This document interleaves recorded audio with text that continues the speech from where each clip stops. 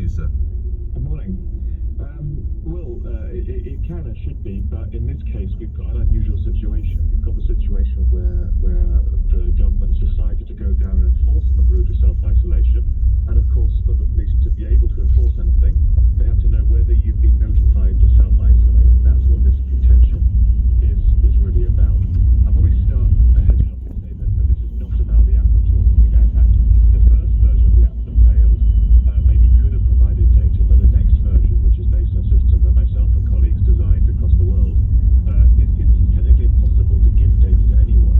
It all stays on your device, and that's why we did it, to stop this kind of concern. But it does show that bad decisions in other parts of the test and trace system are going to cause people to lose trust, because they're going to create confusion between these areas. Should my listeners be concerned over this as regards their privacy, data privacy?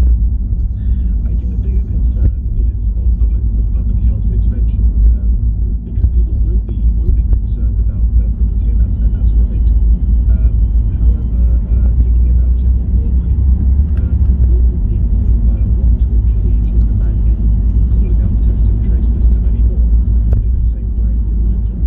For example, if you have a friend and you know actually they can't afford to self-isolate, or maybe they take cash in hand, or maybe don't have they won't have access to any government grants or furlough schemes, are you going to want to name them as a contact if you get asked to by NHS Test and Trace, if you think their data is going to be flowing around and available to these, not just the NHS?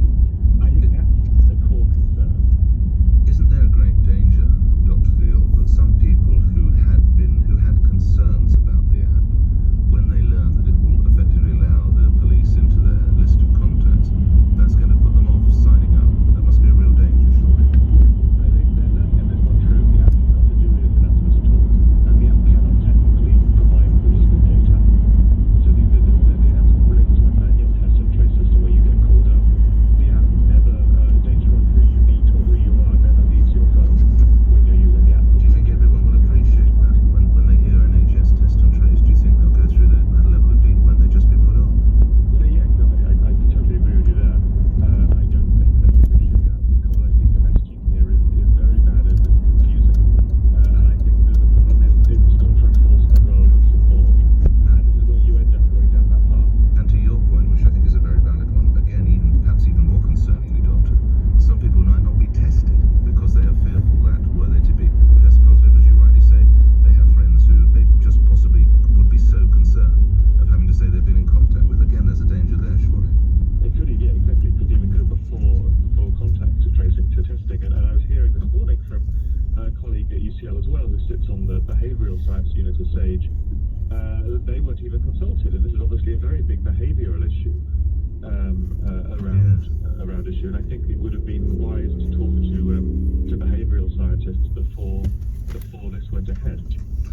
Good speaking with you. Thank you. Dr. Michael Veal is Lecturer in Digital Rights and Regulation at UCL. I will take your views on that. So I appreciate it's not with the app, I get that, but let's be honest about it. Do you think, and there's so many mixed messages swirling around, do you think that would get through? Take your views on that as well in a moment. Off to France in a second. Just a couple of views on the conversation about the millions, or almost tens of millions, will have to go the way of Manchester. This is from Darren. Manchester deserves nothing in the way of extra funding. Why should the areas that have followed the rules fund areas that clearly have not? Meanwhile, Pete says Burnham is right to reject it over failing business economy, not for money we can't afford to give. Let them trade and survive without financially punishing restrictions. Okay, same subject. Ian in Burnham, Buckinghamshire. No way should we pay the money to Manchester. Who's running the country?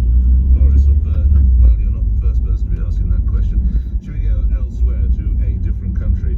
Thousands taking to the streets across all of France yesterday to protest over the beheading of a history teacher who discussed caricatures of the Prophet Muhammad with his class. To Paris.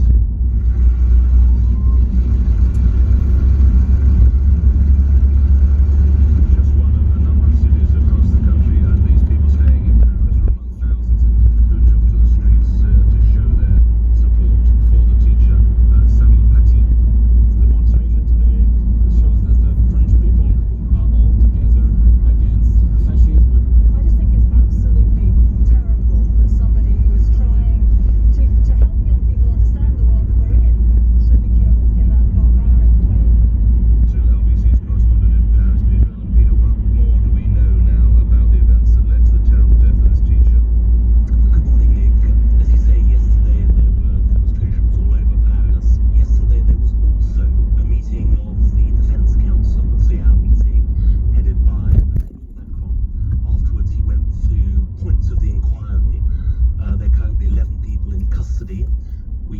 that clearly it was carried out by a Russian national of Chechen origin who'd only been in France since March, when he was granted residency for 10 years. And of course, we have a trial going on in Paris at the moment, of course, as well, over the Charlie Hebdo killings of 5 years ago. And these inquiries will carry on during the week. There's a day of national homage for Samuel Paty on Wednesday as well. Details of that have yet to be released. Have we learnt any more about the attacker? We've learnt that he was only 18 and that he may well have had links to ISIS. There's lots of evidence of that through his social media activity. Grateful for your time, Peter Allen, LBC's correspondent reporting from Paris. I mentioned protests also took place in Lyon, Toulouse, Marseille, Lille, Nantes, Strasbourg and Bordeaux. And of the killer, Abulak, I imagine, Abulak Ansarov, who, as we heard in that report, was 18, had posted the message, "I've executed one of the dogs from hell who dared to put Mohammed down." That's integration going on, isn't it? 7:30, you're listening to Breakfast with me, Nick Ferrari here on LBC. Let's get the news. Holly Harris. NHS officials in Greater Manchester say they're monitoring intensive care beds in the region with concerns they're running out of capacity. It follows a leaked report suggesting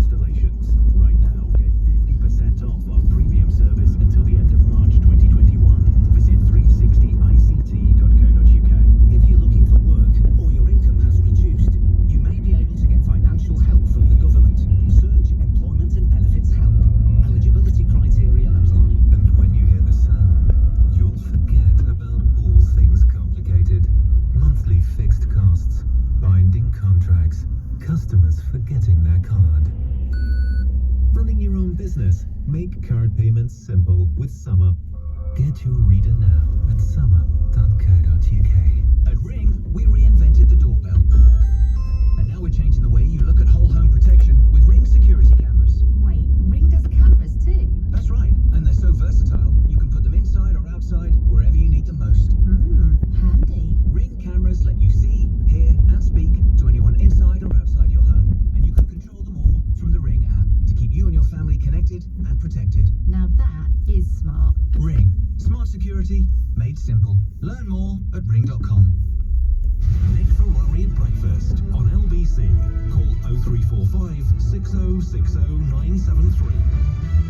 Okay, we'll get back to your reactions. The millions that will have to go the way of Manchester. For them, it would appear to look after their own people. But some of you are suggesting that Andy Burnham is nigh on a hero. We'll take more of that in a moment. 7:35. Let's get into the world of business and finance. And